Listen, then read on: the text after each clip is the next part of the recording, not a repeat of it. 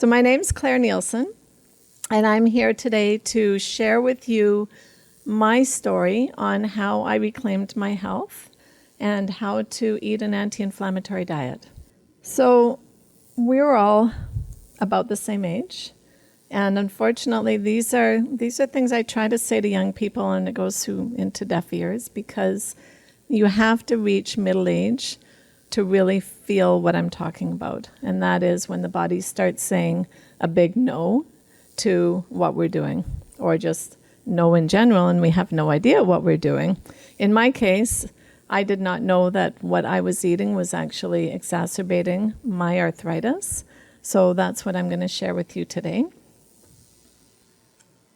And I am a marriage commissioner. I've been a health coach in mental wellness for 25 years. I've always believed in the connection between mental wellness and physical health, particularly dietary health. And when I turned 50, I got sick. I became very inflamed. I know it was one of the cruel nature's, menopausal issues. And I went to my doctor. I was too sick. I couldn't even roll over in bed. So my doctor put me on, this was in Richmond, he put me on over-the-counter non-steroidal medications like naproxen, reboxetine, Advil, the ones we go and buy when we need to pop a pill. And I got quite sick on them. They really weren't helping very much. I asked him about diet. He said, diet makes no difference. They all say this, I've found out since then. And so then I went back and he put me on prednisone. And I don't know how many people here have been on prednisone. It's not fun. But prednisone is a steroidal anti-inflammatory medication. After steroidal medications come narcotics and opioids. And basically those are just dealing with pain. Prednisone is an anti-inflammatory. It's extremely effective, but it causes weight gain. It causes ulcers. It causes all sorts of issues with other organs and our digestive tract. And I ended up with all of them. So before I decided to take myself off my meds, I was on 7 medications. Only 2 of them were anti-inflammatories. The rest of them were for the side effects of the medication. So I was typically what you call polypharma, which is many pharmaceuticals. And unfortunately, the doctors really don't know about avoidance. They really don't know about how to, prevent disease. They know how to diagnose and treat disease. It's not their fault. It's just their training. And I'm quite, appreciative to to the big pharmaceuticals. I actually have 2 family members who would not be alive without insulin and specific heart medication. So I just decided that I didn't want this anymore. I said to my doctor, I've heard about turmeric, I've heard about ginger. What can I do? What can I change in my diet? Can I take those things? Will it help? And he said, well, that's just folklore, and there's nothing you can do. You'll be on anti-inflammatories for the rest of your life. So I started to cry. And I was really just kind of an emotional mess because of everything that I was taking anyway. So he got out his prescription pad and he wrote me a prescription for, I can't remember the antidepressant, but it was a common antidepressant. And that actually made me so upset that I did something I don't normally do. And I said, F that noise, and swore. I left and I thought, okay, I am in this on my own. I have to figure this out. The medical community is not behind me. I have to look at what I'm eating. I have to start researching. And I have a university education. I know how to research. So back to the books I went, and I read everything for 4 months about eating an anti-inflammatory diet. And turmeric and ginger turned up everywhere. I was reading white papers, and I was reading, this was 7 years ago, so the whole turmeric fad had not hit yet. I was researching turmeric and explaining, to my family that I think I needed to use turmeric, and everyone was like, well, you mean eat more curry? So it was something that I did. I started putting turmeric in everything. to the point where my family would not eat my cooking anymore. And then my husband was the one who first, I did the pills as well, but the pills have something in them that upset my stomach. So then my husband bought me some organic root of turmeric from the Little Richmond market down the street from where we lived. And he made me a tea. And it tasted god-awful, but it actually did help. And for the first time, I felt I could start cutting down on my medication. I took over making it because, I'm a control freak and wanted to know what was going in it. And that was the start of my product, which is the Elixir for Life Turmeric Ginger Tonics. And this was just under 7 years ago. So I'm happy to announce that it has been about 6 years and 8 months since I have taken a prednisone or even an aspirin. I have been medication-free and inflammation-free, and I am walking proof that anyone can do it if they pay attention to what it is that their body is saying no to and just eating the right kind of food. So that's what I'm here today to talk to you about. So not all turmeric is created equal. Turmeric is an amazing plant. The very best turmeric comes from Peru. It's the yellow oily turmeric. That's the turmeric I use. And I bring my turmeric here by air freight. I do not bring it, like all the health food stores do, by ship. Because when you ship anything from anywhere else in the world, it takes forever, sometimes 8 months from the time of leaving the country of origin until it is in the store. And my turmeric was turning up moldy, and I was turning it away. So I finally just decided to bring it in by air. And that's what I have done now since before COVID. One of the things about turmeric, it's very important if you're going to use turmeric, to use the organic root, and it must be organic because turmeric is one of the heavily sprayed items that come from Central America. So not only pesticides and herbicides, but once the turmeric comes out of the ground, it's a rhizome, so it's a root like a carrot. It is all clumped, it's washed, and then it is separated, washed again, and sun-dried. Now, in a tropical, humid environment, they spray, if it's not organic, they spray fungicide on it to keep it from rotting. And this is really, really important because fungicide is extremely toxic, and that fungicide is not washed off. So if you do use turmeric, the root, make sure it's organic. If it's not, I wouldn't even use it, but if you do, make sure you peel it really well. So these are the three, this is the origin again that my husband made for me. He made me the lemon honey version. And since then, I have made a tart cherry, tangerine, and blueberry version as well.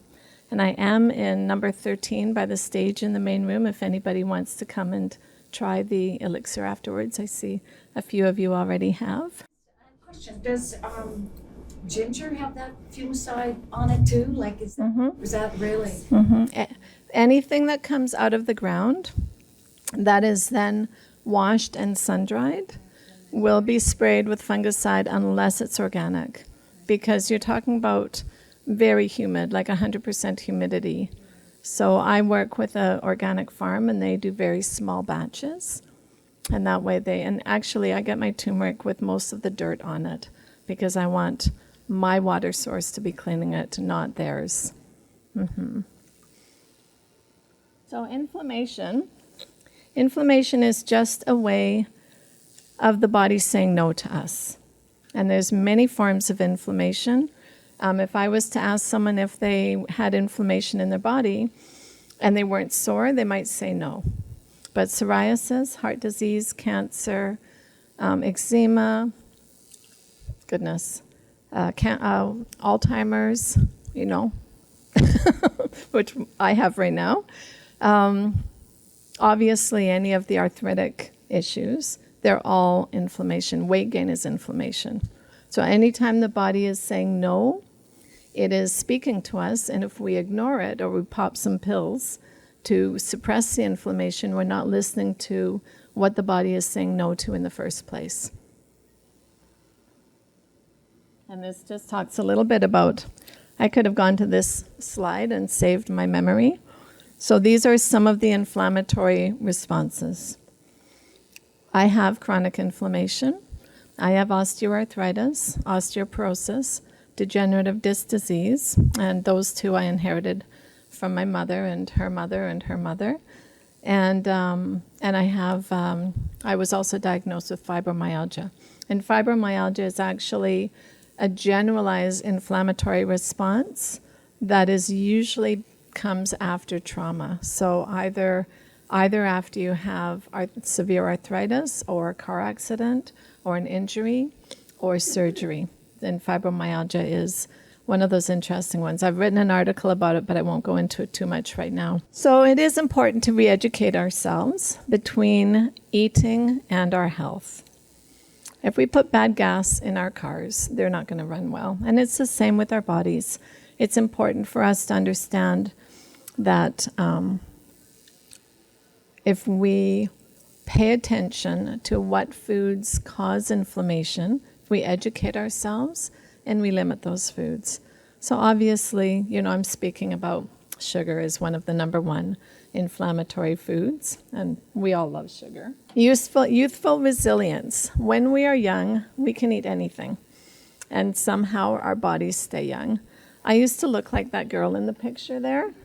I don't anymore at all, but I remember being that age and looking at women my age and thinking, I wouldn't get caught in a bathing suit if I looked like her. Well, now I look like her, and generally I don't get caught in a bathing suit. But I find that a lot of young people don't realize that they can't keep eating the way they are eating because it will catch up with them. And it's a little bit at a time, right? The body doesn't, unless we have an allergic reaction, the body doesn't give a big no to inflammation. The body comes in little drips and drabs, and all of a sudden we're 50, we're going through perimenopause or male menopause, and our body has started to shut down and say no to us. So this is how life catches up to us. Now, generally speaking, things have to taste good or they're not going to go in. So I'm no different than anybody else. I really don't like to put food in my mouth that I'm not enjoying. But at least when I'm feeding my taste buds rather than feeding my body, I ask myself, usually, is this going to be something I pay for later? Is this going to help my body heal, or will my body resist it? So if I have a cinnamon bun, I know if I'm going to eat that cinnamon bun that I'm going to be sore later, that I'm going to have some gastrointestinal issues later, because I don't eat crap very often anymore. So when I do, my body speaks loudly to me about it. So we have to really understand the connection between addictive eating and comfort eating. I call the tongue is this big, right? About this big. So we feed something this big in our bodies, and really our whole body needs to be fed, not just our tongue. So we've got to engage the mind, we've got to sever that addictive behavior and really ask the hard questions of ourselves and practice some willpower. I just don't buy the stuff. And that's how I keep myself from eating it. I don't have the sugar in my house. One of the areas of eating that I actually think is really quite valid is eating for the blood type. Is anyone in this room eat for their blood type? Or do you know what your blood type is? And do you eat for your blood type? So I am type A positive, and for me, vegetarian is the best diet for me, apparently, according to the book. I don't eat vegetarian. I do like meat, but I do love salads. And whenever I eat a salad, I just feel my body being happy. So I really try to pay attention to that every time I eat a salad, and I say, oh, I could eat this all day, every day. When you have foods like that. So if you're an O type, you're going to be more meat oriented or protein oriented. A, B, various. I'm not going to recite what everyone should eat for their blood type because I don't know. But it's easy to find out. There's lots of lists on the internet. If you know your blood type, it's a $20 test. at the lab to find out, and then just look up eating for blood type, AB or O or whatever you are. So again, I just want to talk about, the resistance that our bodies have towards food. And if we are putting food in our bodies that our bodies are not happy about, I'm not talking about the tongue, I'm talking about the whole being, because we really are feeding every cell. We're feeding every cell, and every cell, the nutrition travels through our blood. So again, that's why it makes sense to eat for the kind of chemistry that our body is. Prolonged resistance, our body's prolonged resistance to what we're putting in, causes disease. Always, 100%, I would guarantee it. So I want to talk about a few do's and don'ts. Hydration, a big do. Our bodies crave water. They crave no other fluid but water. We are mainly made up of water. And when we drink anything else, our body, our liver, and our kidneys have to filter everything but the water, because it's only the water that our bodies need. If we're drinking something with nutrients in it, those nutrients will go into our bloodstream and we'll benefit from them. But generally speaking, for hydration, we really need water. And I can't tell you how much is required, but there's a good test. If you pinch the back of your skin, probably everyone knows this test, and if it bounces right back, you're hydrated. If it doesn't bounce right back, you are lacking in water. Another way to tell is by your urine. If your urine is dark and strong smelling and you haven't just eaten asparagus the meal before, then you are needing more water. Your urine is too strong. If your urine is really light colored and has no smell at all, you're actually drinking too much water. So the way you drink water should be sipped throughout the day. A lot of people wait until they're dehydrated, until they're thirsty. And once you're thirsty, your body has already started going into dehydration mode. And then if you drink a gallon of water or a liter of water and think you're good, most of that will actually come out of your system without being absorbed. And then your urine will be really light. So guzzling water, not a good thing. Sipping water all day, much better for us. So I'm a big fan of eating an alkaline diet as well. Does anyone know whether the majority of their food are acidic or alkaline? Yeah, it's another area that you can look up on the internet. I've written an article on most of these topics, so you're welcome to go on my website and click on any of the links and it'll take you to the published article. But alkaline foods are much healthier than acidic food. And acidic foods will contribute to inflammatory issues. So meat is acidic. If you are type A, you're much more prone to have issues with the acidity in red meat. One of the things about that, one of those superfoods that I love is lemon juice. Lemon juice is acidic until it's in the body and then it becomes alkaline. So that's what I use in all of my products to make them safe. I use organic lemon juice so I can can it, and it has a low pH, which means it's an acidic food in the bottle. It won't grow bacteria, but once people drink it, it becomes an alkaline food in the body. It's kind of magic. Anybody here familiar with eating on the glycemic index? Anybody here have diabetes? Or may have been told to be careful about diabetes? So glycemic index eating is basically, the glycemic index is an index, and again, it's available on the internet. It represents the change in blood sugar after we eat a certain food. So if we're going to eat something high in carbohydrates, high in simple sugars, our blood sugars are going to go up afterwards, and then our pancreas needs to create insulin to bring our blood sugars back down.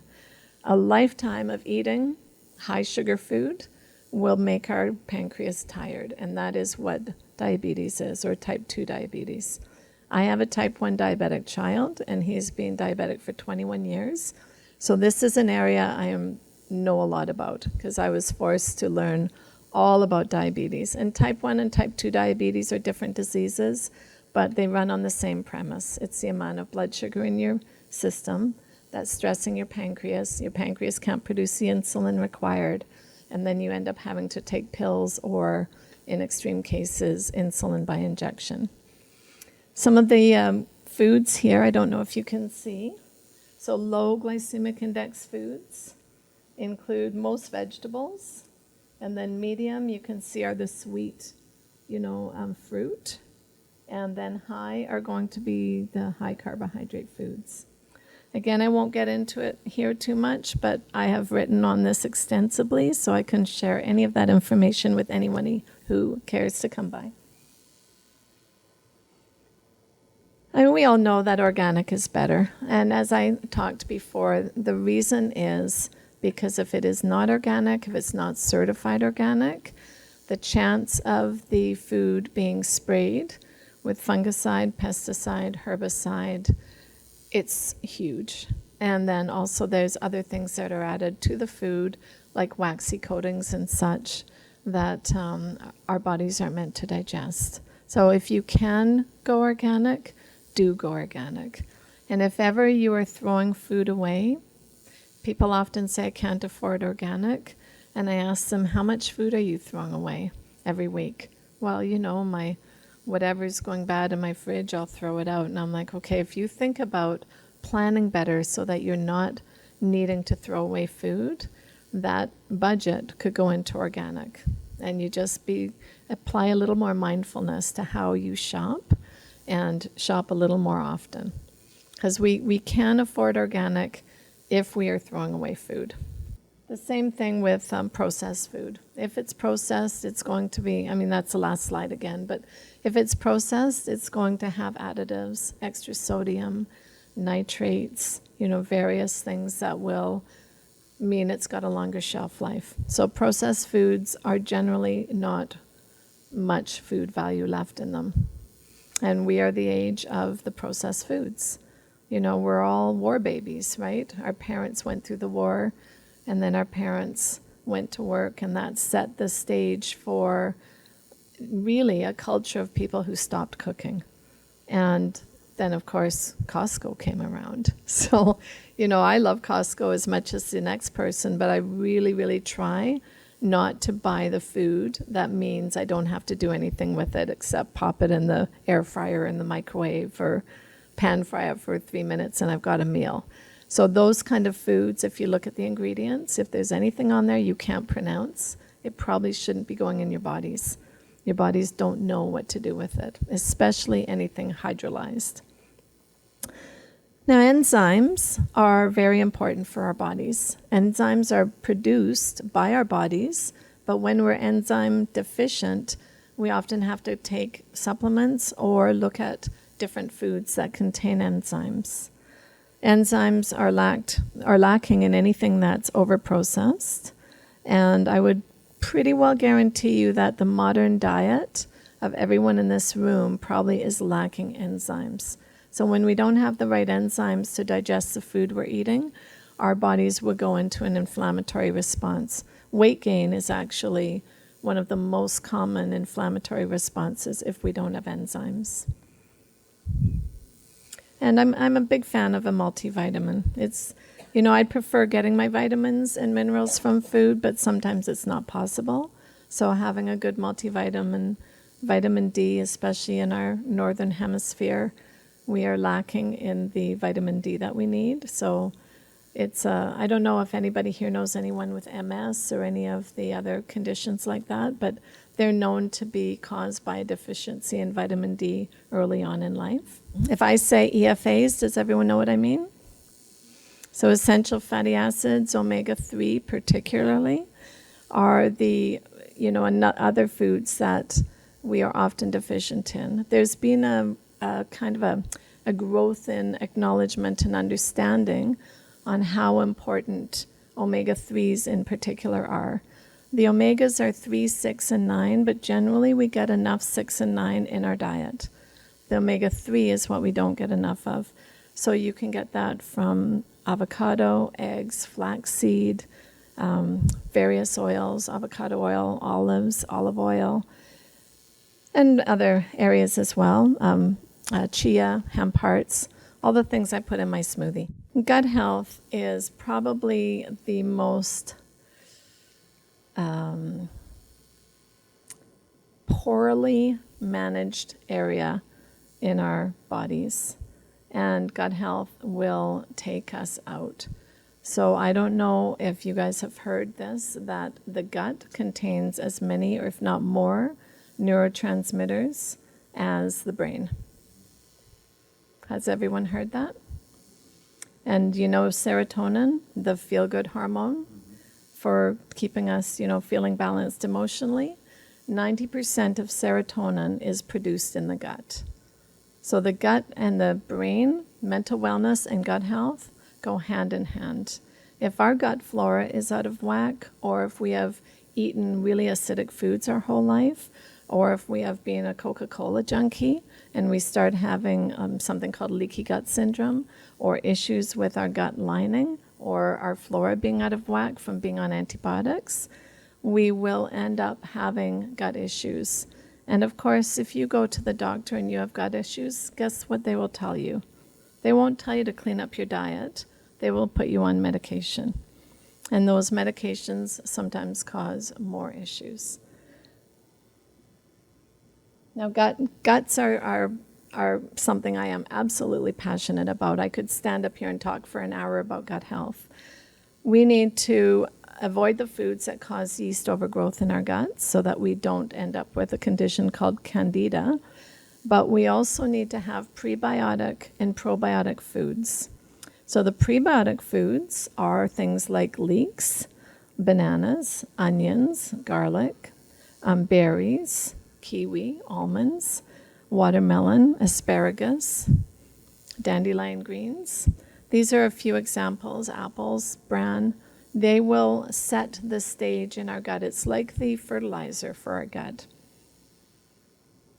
And then probiotic food is the healthy plants. So we first have to have good fertilizer in our gut. Now we can grow healthy gut flora.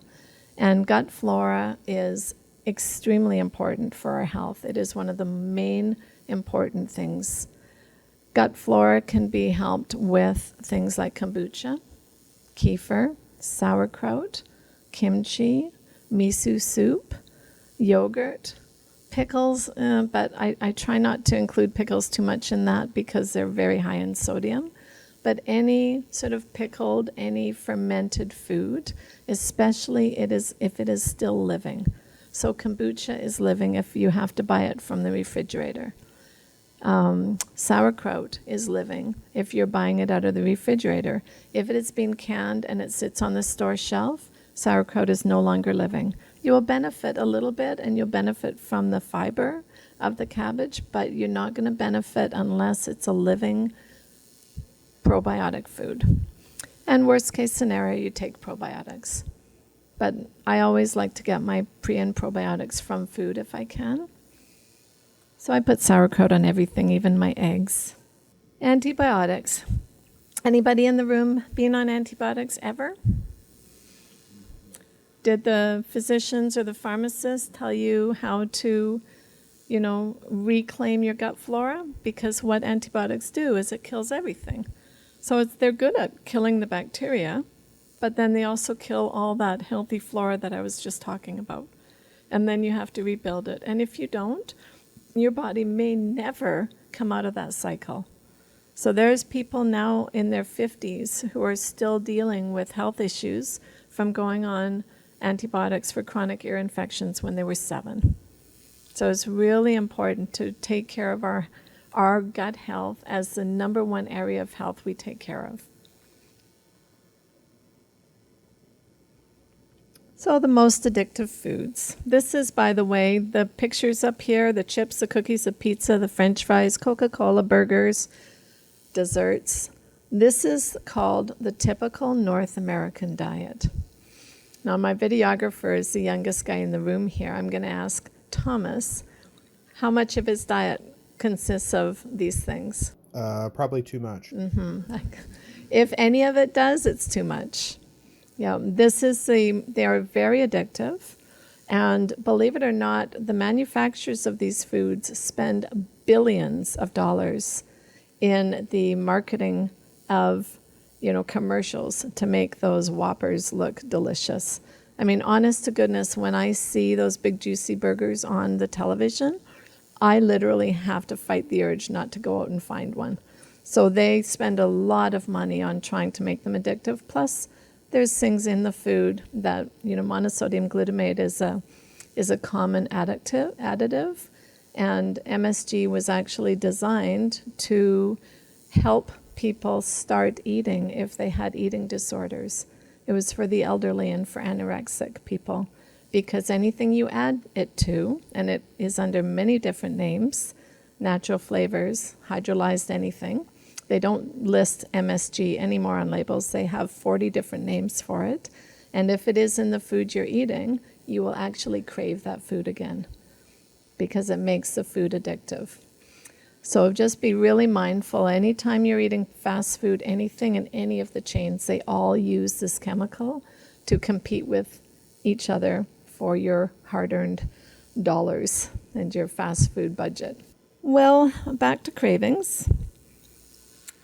Human beings start their world with oral satisfaction. It might sound a little kinky, it's not. We have, as soon as we are born, we have the need to suckle. And that suckling, that oral satisfaction of suckling on the teat or on a bottle or a nipple of any way, is actually the body's way of teaching us how to eat. It's an instinct. So we get satisfaction and we get soothing from orally. So when we're little, when we're a baby, if we cry, what do we get? We get a boob or a pacifier or a bottle. As we're a toddler and we hurt ourselves, what's one of the first natural instincts for moms or grandmas or the men in the family to do is to give that child something sweet or a cookie, something to cheer them up, because there are endorphins that we feel when we eat something sweet or we eat comfort food.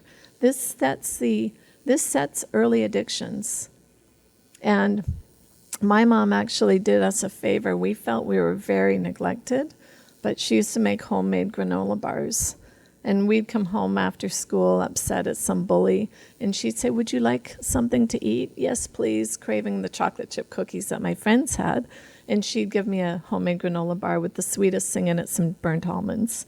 So in actual fact, even though I was really upset about the fact that she wasn't feeding me the way other kids were getting fed, she did me a favor, because I never really developed the sugar food addiction early on in my life.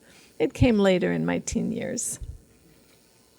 So what our body is really telling us when we're craving the comfort food, and there's nothing more comforting than sugar, what our body is really telling us is that we are craving, because our bodies speak to us. So if I am, after this speech, I go out there and I'm like, oh, I got to find something sweet. What do you think my body is telling me? Because my body's speaking to me. It could be an addiction. It could be, early afternoon, I always have a cup of coffee, or I have something sweet to go with my coffee, and my body is saying it's time for that. More than likely, it's my body telling me I'm deficient in vitamins. So when we crave sugar, we need citrus or a banana or an apple. Because if we were to choose a piece of fruit instead of a chocolate bar, instead of a cookie, instead of whatever treat we have stashed in our cupboard, for me it's chocolate. If we were to choose a piece of fruit instead, our cravings go away. So that's me realizing that my body is actually telling me I'm craving fruit, I'm craving vitamins. And when we don't listen to our body and instead we feed our addictions, we create more addiction and we forget about the communication. We don't understand what our bodies are telling us. If you have to have that sugar fix and you don't have access to, to fresh fruit, I always recommend people have a plethora of dry fruit at home, in their cars, And there's certain dry fruits that aren't soaked in sugar. You know, the ones that are just dried. At my booth, I actually have, at the last show I was at last weekend, there was a guy selling dehydrated mango and dehydrated pineapple. And for the whole week now, every time I craved something sweet, I had a piece, and it did a wonderful job of curbing my sweet tooth. And there's no added sugar. So dried fruit is a really good way to get off sugar. And then, you know, you don't want to have too much of the dry fruit either, but then you can switch the dry fruit for fresh fruit where you can. So I want to take a special note and talk about pop. How many people here drink Coca-Cola? I'm not going to shame you. You don't have to put up your hand. It is one of the worst foods on the planet and very addictive. And when we were growing up, we only had pop at birthday parties. And we got what was it called? Those short little bottles, the Pop Shop, I think that's what it was. I don't even know if the Pop Shop is around anymore. But I grew up in Coquitlam, and we would go down to, the local place that had the big flats of the Pop Shop pop, which I just thought was fantastic. Again, I'm grateful that my mom didn't let us have pop, because none of us are obese. And most people who actually grow up drinking pop as their go-to drink have terrible issues with obesity in their body, even if it's Diet Coke or Diet Pop. 90% of the population in the United States has issues with pop and get 90% of their calories from the liquids they're drinking. So it's a huge epidemic in itself. And not to mention, it kills the gut flora. It kills the delicate collagen lining of our guts. And if you ever do need to reclaim your gut, by the way, bone broth is a great way to do it. So, when you make homemade broth and you've got that collagen that sits on top of the jelly stuff, that's really what our stomach lining is made of. And it's very delicate. And we've seen what Coca-Cola can do to a nail. So imagine what it does to our delicate stomach lining. Fake sugars as well. They don't do anybody any favors. If you're going to do a sugar replacement, I think monk fruit is the best. Honey is good, but honey still will elevate your blood sugar. Stevia is okay, but I don't like the taste of it. So for me, I just try to avoid sugar. I've just trained my body not to have sugar in my coffee. But if you do have to have it, try to do something natural. So agave, maple syrup, honey, or the monk fruit. Costco has a good monk fruit sugar, and there's 0 calories, and it tastes just like table sugar. The other thing I wanted to mention about artificial sugars is the ones that are like Nutri-Sweet, aspartame. They are also a neurotoxin, and neurotoxins never leave your body.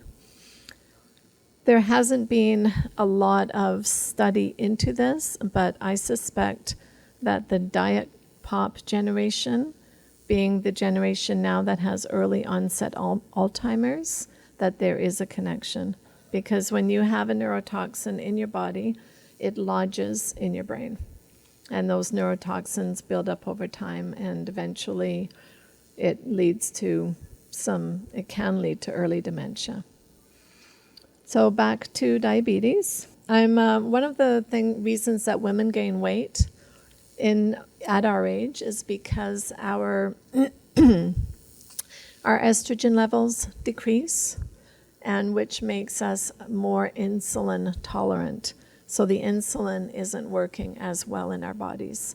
So eating phytoestrogen foods. I've actually written an article about what women should eat when they're perimenopausal, menopausal, or postmenopausal. And the foods that have a phytoestrogen help our bodies with the hormonal balance. I don't do any hormone therapy myself, and I have also noticed the mid spread, but I try to combat that without drugs and without doing anything but minding my diet and trying to get a little more exercise. Salt is another substance that we all know will cause issues for our body.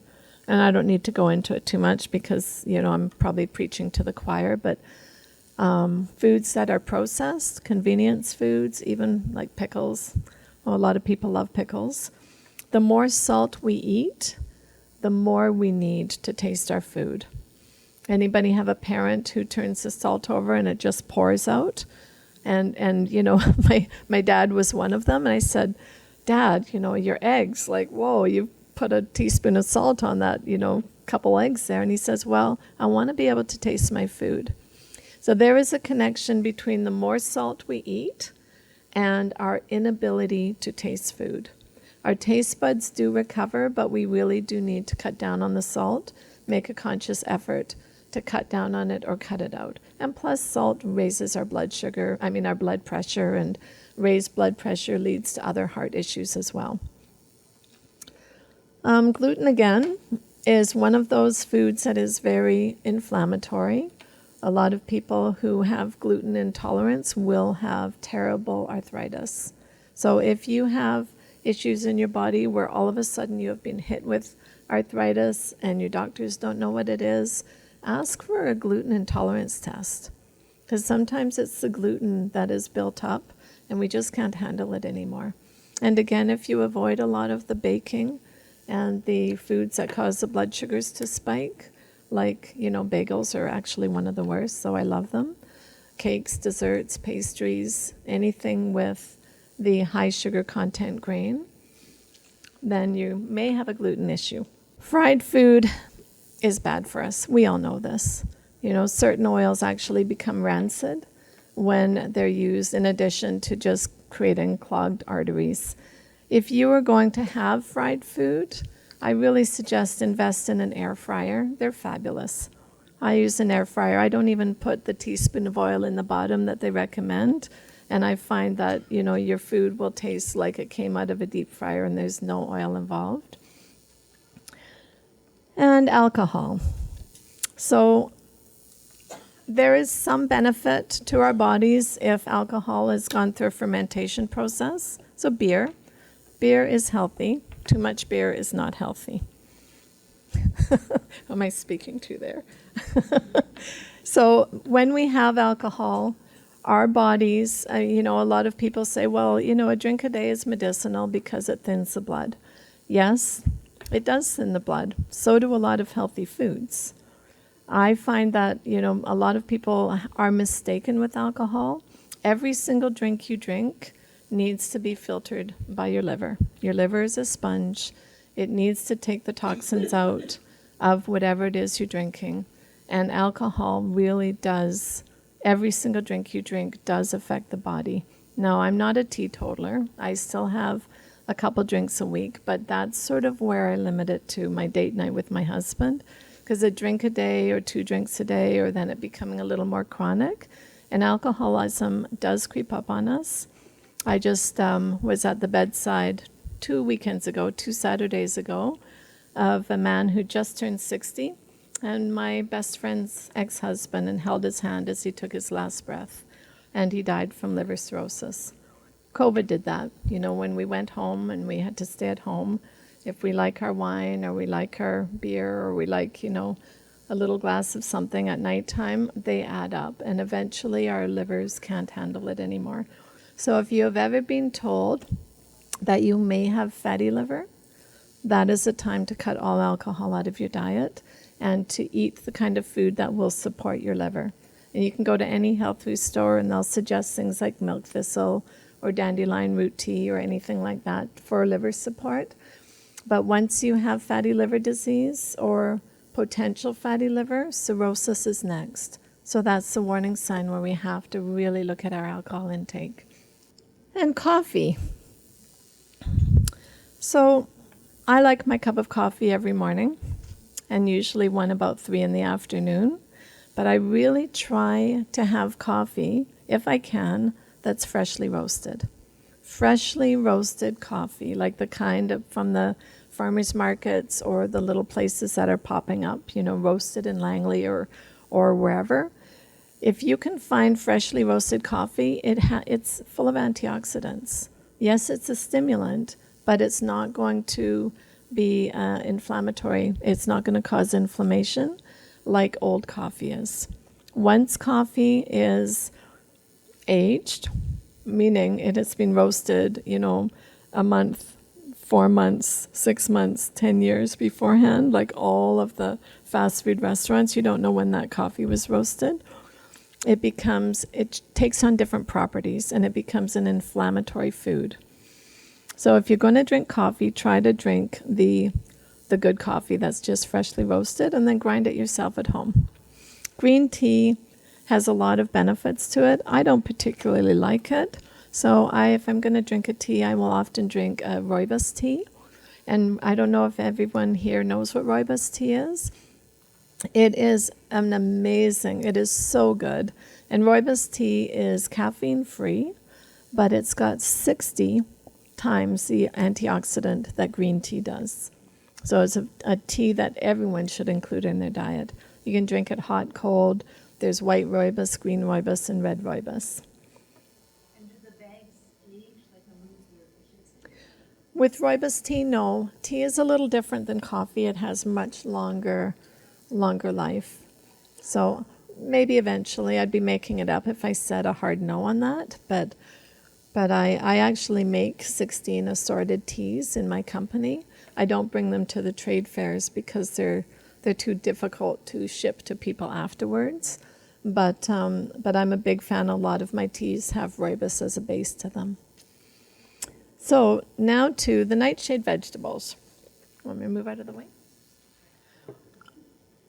When I got sick, and this was 7 years ago, when I got sick and I couldn't even roll over in bed, I was doing a couple things. I was riding my bike on the dikes down at Glengarry Park in Richmond, 15 kilometers a day. So I'm on my bike, which has a really good seat and good shocks to it.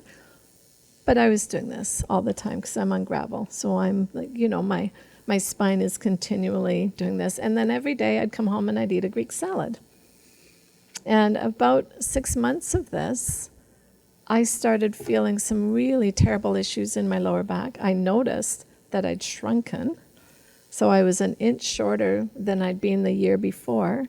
And I could not move. I couldn't do anything that required me to twist or roll over or get up the toilet on my own.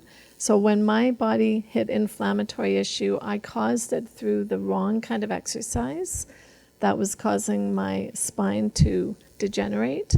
And I also caused it by eating too many nightshade vegetables. So the nightshade vegetables are potatoes, tomatoes, peppers, and eggplants.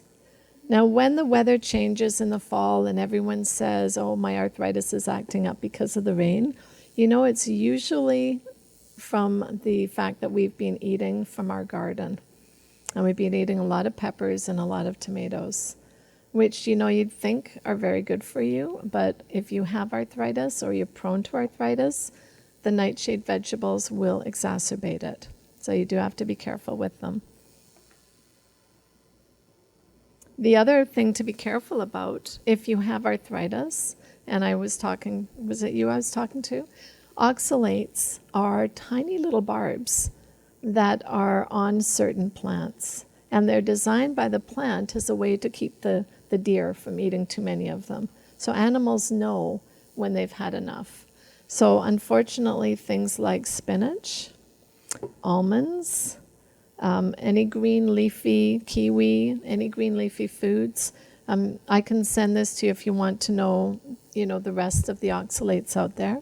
But I've become careful with my consumption. Like I used to eat a handful of almonds a day, and now it's mainly walnuts and cashews, right? Because and sometimes pistachios. But there's certain foods that have oxalates, and oxalates will crystallize in our joints and cause us issues. And this lady in the audience, we were just talking about oxalates and that she can't eat almonds anymore because it causes arthritis in her body. And I suspected, because almonds are a high oxalate food, that it's the oxalates that are causing the problem. And we know our bodies are designed to move. And if we don't move, we lose our ability to move. There's a great person on YouTube called Miranda White. I think that's her name. And she does this all over body stretch that uses, the muscles in our body and stretches our body and explains the concept of atrophy.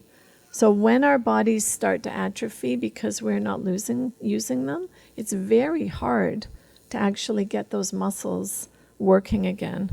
And sometimes we have to go to physiotherapists who have to put the TENS machines on and do all sorts of manipulation. It's a really terrible thing in the younger generation who are focused on video games and they're not moving. I have an 18-year-old son who is one of them, and he's got issues now in his upper back and his neck because his muscles have seized up and other areas that are starting to atrophy. But I'm his mom, so what do I know? So it's sad to watch people, lose the ability to use their body because they're not using their body. So we have to move our bodies or we lose the ability to use our bodies and our brains. There's a lot of great information out there on what to eat to maintain a healthy brain. We talked a little bit about neurotoxins that are found in artificial sugars. And, anything that we eat eventually ends up in our brain through our bloodstream, through, affecting our conscious mind as well. I really like the Mediterranean intervention in neurodegenerative delay. It's called the MIND diet. And it is a diet that, is big in Mediterranean foods like olives and lentils and berries, green leafy vegetables, unless you have issues with oxalates, oily fish and legumes. No processed food, no red meat, no processed carbs, sweets, or sugars. This MIND diet is a diet that when people go on it, they not only feel better in their bodies, but they have much more clarity of mind. And I just want to wrap up with, it's really great to take care of our body, but we also have to remember that our thinking mind directs a lot of what's going on for us. So my background is in mental health, and I really do believe that there's a strong, strong connection between physical health and mental health. And then we also need to be conscious of what we're thinking. We can't necessarily believe our thoughts. Or as a yogi once told me, you can't believe everything you think. So if what you're thinking is going to take you to a place of loving acceptance, forgiveness, empathy, compassion, self-knowledge, awareness, and present state of mind, then those are good thoughts. If it's going to feed the victim mentality or the suffering mentality or the complaining, blaming, or shaming mentality, they're not thoughts that serve us ever. So taking care of our mental health and what we allow ourselves to think. I actually have been teaching a course long before I got sick called Drive Your Own Train. And this is about, how to know when our thoughts are serving us or when our thoughts are, the misbehaving monkeys driving the train of thought, right? Going who knows where, and all we're doing is following it. So I'm going to end there today, and thank you for having me, and all the best to your health. And if anybody wants a copy of the speech sent to them by email, you're welcome to come by my booth. And I'm beside the big stage in the main room. Thanks, guys.